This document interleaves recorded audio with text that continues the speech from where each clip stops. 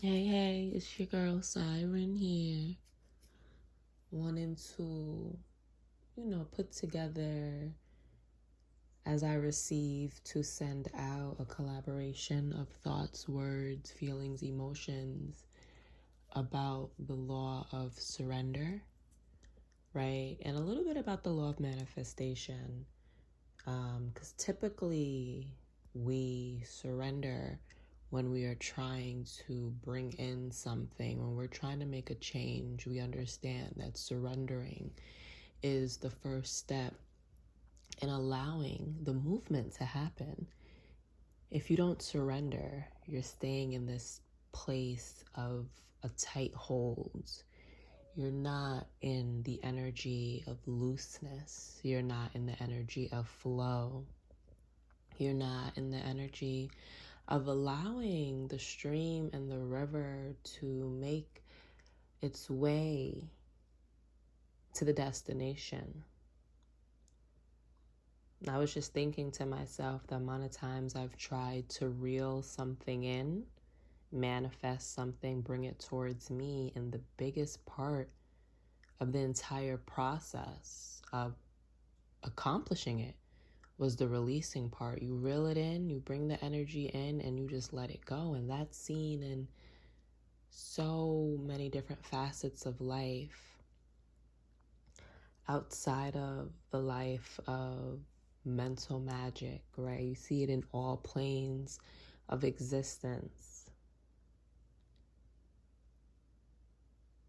When the mind is in control, it's hard and it's difficult to accomplish this. It's difficult to release. It's difficult to trust. It's difficult to let go. It's difficult to surrender. Even at times, emotions can also be the facilitator of your manifestations not coming into fruition. Why?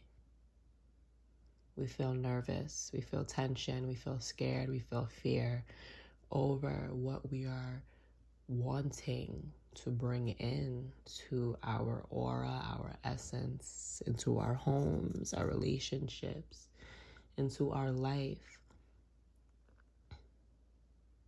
right? At times it's like feel the fear, feel those emotions, but still hold on to the greater feeling of knowing and the greater feeling of trust. We're human and emotions, they flow, right? A part of this journey is understanding that not all your emotions need to be given the front spotlight. Some people say not all emotions are valid, but I don't think that's true. All emotions serve a purpose, but it's how do you differentiate between which emotion you need to follow and which emotion is a lesson, is a mirror, is a teacher to show you where you are currently in your life, to show you where you may want to go and where you may not want to go, right? Which direction you want to take. All emotions are valid, but all emotions are valid, and certain emotions are really going to give you that yes to move forward or that no to stand still and let go.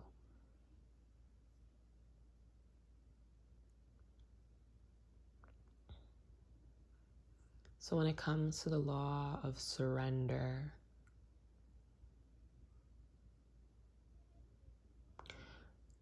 a part of it, right? Like many people feel as though they are unable to surrender because they don't know what freedom feels like.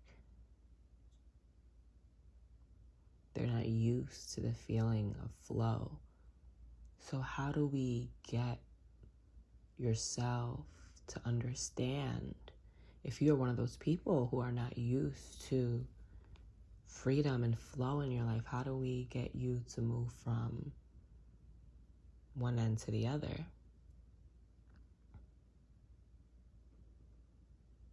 I believe it comes to a point of taking tiny steps into understanding what freedom is to you. Because when you're free, that's already the law of surrender. That is already completely surrendering, being free, completely free. So I advise for you to take steps of freedom in small ways throughout the day. That can be trying out a new food. Like, we're going to bring it back. That can be trying out a new type of food. Let's just see, why not? Going somewhere new. Let's just see, why not? Wearing that outfit that you always wanted to wear. Trying that nail color you always wanted to wear. Trying that new haircut, that new hairstyle that you've always wanted to do.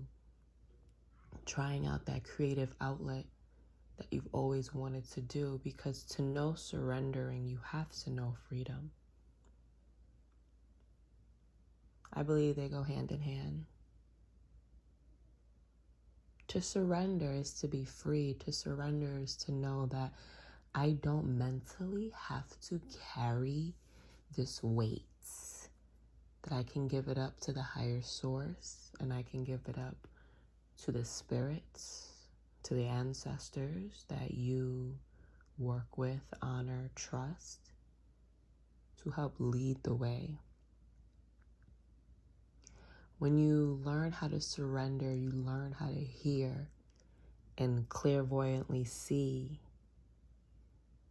things in a different way. You're able to etherically feel into resistance, outside resistance, and the resistance that you hold.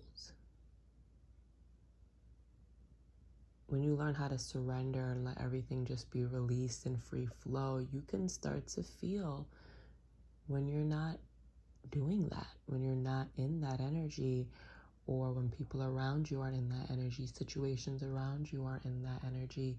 When you surrender, you know that everything happens for a reason.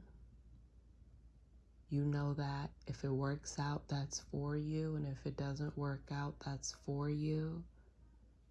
When you surrender, you realize that you don't have all the answers. If you think you know everything, you don't really give yourself room to change your opinion. You don't really give yourself room to learn. If you think you know everything, then you're already putting what you learn into old boxes. How do you put new thinking into old boxes? It doesn't work. Something has to be shattered. So when it comes to the art of surrender, it's extremely important to know, to understand that it's a cycle of rebirth. It's a cycle of many things leaving, because many things will be coming in.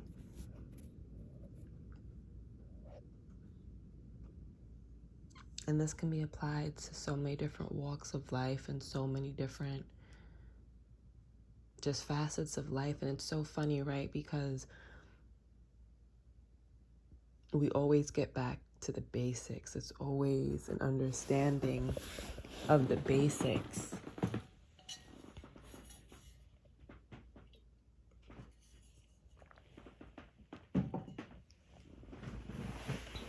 We always get walked back to basic understanding, because the simplest things in life are typically the key to our answers, right? They unlock that realm of a higher thinking and a higher being, a higher feeling. So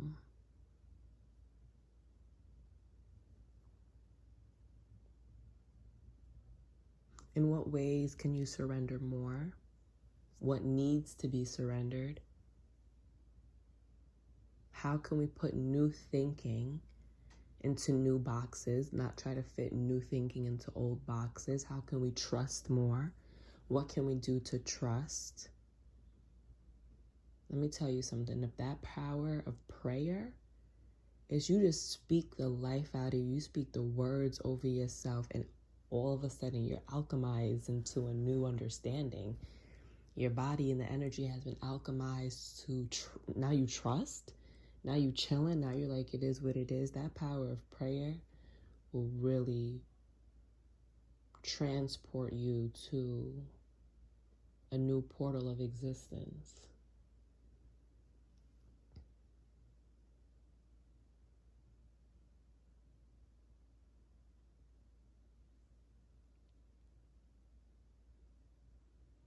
So I'm going to just leave this right here.